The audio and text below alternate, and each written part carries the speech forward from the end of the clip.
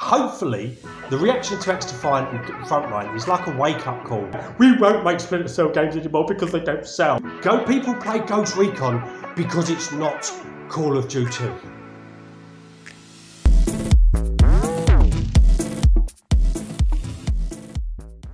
Hey guys, and welcome back to Leo Gaming. Now, this is a video, a sort of follow-up video from my Ghost Recon Frontline reaction video, which I was angry about, and I still am angry about it. I may have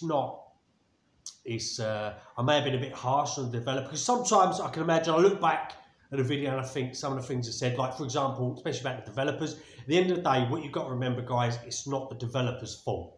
They would have poured their heart and soul into this game in terms of the artistic, the actual work, the physical work itself, going into the office or working from home, sitting at the computer, creating this game. I do feel that this is more of the heads, the executives, the CEOs, Ubisoft as a whole, and where they're going. At the end of the day, the developers are doing as they are told. Although I do feel that sometimes they are hiring staff that don't really care about the Ghost Recon franchise. I mean, to be honest, I've watched a couple of reaction videos on YouTube regarding the trailer, the reveal trailer, and I see a couple of the older generation, my age, I'm 35, the older generation, my age, who've been playing Ghost Recon since the very first Rainbow Six game came out, or Tom Clancy games anyway, we understand the game and its history, whereas I've watched a couple of YouTubers who are a bit younger, fair play to them, they're describing it as how from their perspective and what they've grown up with, which is a lot of youngsters now have grown up with battle royale games, so in their eyes it's fantastic, but there has to be some sort of but satisfaction from the fans of the series historically. But anyway, guys, that has just gone off topic to what this video is actually about. What I'm actually about is yesterday morning, Ghost Recon Frontline on Twitter revealed this. So the Twitter states, "We have an important message regarding Ghost Recon Frontline's closed test. We have decided it to be best to postpone the closed test for Tom Clancy's Ghost Recon Frontline. The development team is dedicated to creating the best experience possible. We'll share details on the new date for the closed test as soon as we can. Thanks for your ongoing support." Now, this came out yesterday morning at 8 AM on Twitter, the GR Frontline page. Go and check that out in the link below. So obviously when the reveal announcement trailer was released, it did come with an advert that was saying, closed test to start on the 14th of October in European countries on PC only. Register your interest now. So in my head, there's certain thoughts that come to my mind. Either, number one, they've looked at the bad reaction, the dislike ratio on all platforms, not just YouTube, Twitter, all the platforms, the reaction, the dislike ratio is bad. There's been a lot more dislikes than likes.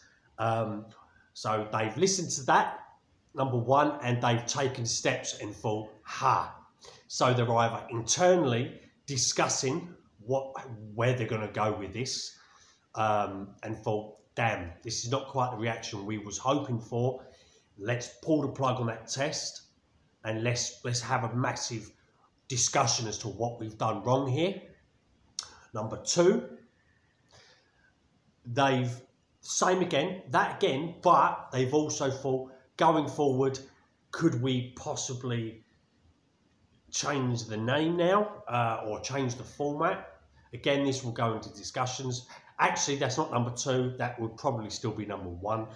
Number two, there is actually a technical issue with the game. The game's technically not good enough, not great enough. So they've pulled the plug on the test. Number three, not enough people have signed up for the test. not enough people are into it and have signed up for the test, and they haven't got enough people. Because what you don't want is a minimal amount of people on the test, and then publicly saying there weren't a lot of players, which will then add to the more bad press that the game's already getting. So, you know, there's numerous things could be wrong here. Personally, what I'm hoping that for two of them is that not enough people signed up, which, you know, is good from a Ghost Recon fan's perspective, because that says that's almost like speaking with action from the fans that no one is signing up for this test. And also that they've looked at the reaction and thought, shit, we got this oh so wrong. Obviously, it won't be the developer's decision to pull the plug. This will be the executive's decision to pull the plug on the closed test. But I'm just hoping that it's because they've listened. I hope it's not because of a technical fault. I hope it's because they're bringing it back, reeling it in, and deciding to adjust their approach. Personally, I'm hoping they cancel the whole thing. I hope they cancel the whole thing and think, we completely got this wrong. Let's go back to basics. We've listened to the fans. Let's go back to basics. Let's go back to what the fans are crying out for. Let's not chase trends here. You know, that's what I hope. In a dream world, that's what most Ghost Recon fans are hoping. But it could be a technical fault. And I just hope the Ubisoft are listening to their fans. You know, it could be. I just hope they're listening to this reaction from this and XDefiant and thinking, right, what are we doing wrong here? What's going on? Where are we? What are we really chasing? What are we really chasing? I mean, in theory, it's like the actual Frontline game, by the looks of it. It's got Tom Clancy's Ghost Recon, so they've clearly used the Tom Clancy Ghost Recon. If they had released this alongside a main instalment of the Ghost Recon franchise, if they had turned around and said, today we present Ghost Recon Wildlands 2, or, you know, Ghost Recon Wildlands 2 with Ghost Recon Frontline, an online section, that would have been received well. But they didn't. And I think they've realised that the timing of this is wrong. A PvP Battle Royale, if they was going to do this, it should have been 4 or 5 years ago. You know, it would have been successful back then. If they had released this alongside Warzone or just before Warzone, or you know, it would have been successful then. But because the market's so oversaturated with Battle Royales now, the timing is wrong, the stamp of it is wrong, i.e. Tom Clancy Ghost Recon stamp above it is wrong. If they'd released it as a completely separate game that's not Tom Clancy, it might have gone down a lot better. If they'd released it alongside a new main single-player installment, it would have gone down a lot better. Me personally, if it was alongside a new main installment single-player game, I wouldn't even be bothered, but they've promoted it as if it's the next installment. And what that means for Ghost Recon fans, i.e. myself, is, well, that's the next installment. We've got to wait another 2 or 3 years for another installment then. Which is not good, because Breakpoint ain't exactly brilliant. So, because Breakpoint wasn't successful, and it's almost like they don't know. I'm not here to try and slate Frontline again. I just want to establish why they've pulled the plug. And these are all reasons, you know, because from a Ghost Recon fan's perspective, you've got to look at it and think, well, Breakpoint, they started off with that community hub centre in the main single-player campaign. Now, the crappy thing about that, the reason why fans moan about that straight away, is because you're supposed to be this lone ranger, and then suddenly you walk into this part of the jungle and there's every other Tom, Dick and Harry playing. And you're thinking, well, this ain't right. So they added the feature to turn that off, which I do. Turn that off because I don't want to see other players online. I want to feel like I'm the only player. You know, and that's what Ghost Recon fans want. And obviously, they got wrong with Breakpoint as well, is the squad-based AI. Loved that in Wildlands. Absolutely loved it in Wildlands. They removed that initially from Breakpoint. It's almost like they take the good from each game and remove it. You know, like the PvP on Breakpoint is piss poor, but they decide we'll go ahead with that on a main instalment. And I think that Ubisoft have got to look either way, right? If they decide that they're taking Frontline back and they're going to adjust it or change the name or change how they promote it, fair enough. But they need to let Ghost Recon fans know that there is a single player, proper tactical game coming. Yeah? I just think they could have solved this if they had laid on this for a bit and waited till the single player game is, they've got a single player game ready to release as well. I think that is what they've got wrong. Everything here is timing. The game itself, the actual game itself, when you look at it, if I wasn't a Ghost Recon fan, I would look at that and think, I'll play that. I'll play that. I'll give that a go. I'll give that a go.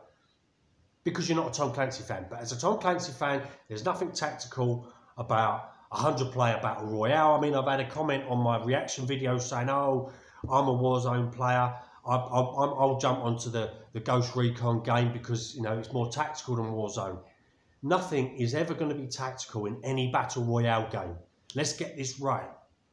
Nothing is ever, it doesn't matter what game franchise does a battle royale, nothing will ever be tactical about an online PvP 100+ player battle royale. You only have to look, I've looked at reviews on Hell Let Loose, and people were saying, there's nothing tactical, you just got people running around everywhere. And that's what it will be. Same as Warzone, same as Battlefield when it comes out. All it's ever going to be, battle royales, is run and gun. Run and gun with a few little features that you could drop out the sky or whatever. There's nothing tactical about a battle royale game, ever. There never will be. Tactical games are single player or small co-op games. Co-op, even if it was co-op, you know, not a battle royale, a co-op, strategic co-op game. That would have been better. And I think they just got the timing wrong, the promotional material wrong, the promotional video wrong, you know, and even graphically it looks poor. It looks like there's been given no love and care into the actual franchise itself. So, you know, this is that video basically, guys. This is just exploring from the fact that they've cancelled or delayed the closed test, says to me they're having a massive rethink. For numerous reasons, we will not know because they haven't declared the reason. Personally, I don't think it's because of a technical issue, because they would have said that. If it was a technical issue, they would have turned around and said, due to technical issues, but they haven't. So I think it's because of the backlash, and they've suddenly thought, crap, we didn't get this right. And obviously, I reckon the developers are probably having a go at the executives and going, what have you done? Well, you've made us look like a bunch of, you know.